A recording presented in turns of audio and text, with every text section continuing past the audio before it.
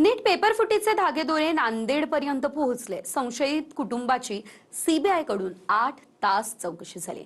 मुलीसाठी 5 लाख रुपयांमध्ये नीटचा पेपर खरेदी केल्याचा आरोप कुटुंबावर आहे। तर नीटच्या पेपरफुटी प्रकरणामध्ये आतापर्यंत 9 आरोपींना अटक झाली आहे। बघूयात। नीट पेपर लीक प्रकरणात अटक केलेल्या 9व्या आरोपी मनीषा मांढरेला आता 14 दिवसांची सीबीआय कोठडी सुनावण्यात आली आहे। मनीषा मांढरेनं पुण्याहून अटक केलेल्या ब्युटिशियन मनीषा वाघमारेच्या माध्यमातून नीट देणाऱ्या विद्यार्थ्यांना तिच्या कोचिंगमध्ये प्रवेश मिळवून दिला होता। मनीषा मांढरे आणि मनीषा वाघमारेनं विद्यार्थी आणि त्यांच्या पालकांकडून लीक झालेला पेपर देण्यासाठी लाखो रुपये घेतल्याची माहिती आहे। मनीषा वाघमारे आणि पेपर लीकचा मास्टरमाइंड पीव्ही कुलकर्णीच्या चौकशीच्या आधारावरच मनीषा मांढरेला अटक करण्यात आली आहे। नीट पेपर फुटीचे धागेदोरे आता नांदेडपर्यंत पोहोचले। तपासादरम्यान नांदेडमधील एका कुटुंबाची सीबीआयनं 8 तास चौकशी केली।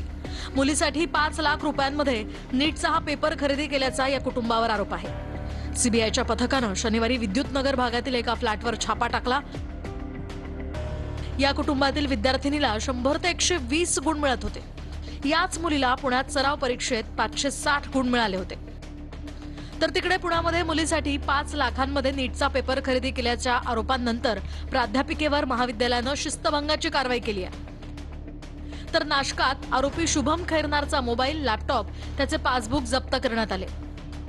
प्रश्नपत्रिका मोठ्या रकमेत विकल्याच्या संशयातून सीबीआय कडून बँक व्यवहार तपासण्याचं काम सुरू आहे। परीक्षा रद्द झाल्यानं नीटच्या 3 विद्यार्थ्यांनी नैराश्यातनं आत्महत्या केली आहे। तर या आत्महत्या नसून सिस्टीमनं केलेला अधिकृत खून असल्याची टीका अमित ठाकरे यांनी ट्विट करत केली आहे। फाशी दिली पाहिजे। साला गरीब लोक पोरांना मग पेपर द्यायच्यात काही अर्थ आहे का? असे कसे पेपर फुटतं? सरकार काय झोपा काढतं का? वेळेवर पेपर फुटत असेल तर तो मोठी हत्या आहे। फासावर टाकलं पाहिजे साल्यांना। 9 पैकी 5 अपराधी हे महाराष्ट्राचे आहे। महाराष्ट्राची होम मिनिस्ट्री झोपलेली आहे। नीट परीक्षा 22-23 लाख लेकरांच्या आयुष्यासोबत तुम्ही खेळताय आणि जे जिहाद बोलतायत, ही पेपर फुटीमध्ये जिहाद नाही झालाय। अशा लोकांना सोडलं गेलं नाही पाहिजे। याची कारवाई, कडक कारवाई मुख्यमंत्र्यांनी केली, केंद्राने केली। लोकांनी जे कर्तव्य केलं आहे, ते चुकीचं कर्तव्य केलेलं आहे, हे नीट परीक्षेत पेपर फोडलेला आहे, यांचं खऱ्या अर्थाने त्यांचं पूर्ण कारवाई केली पाहिजे या भूमिकेशी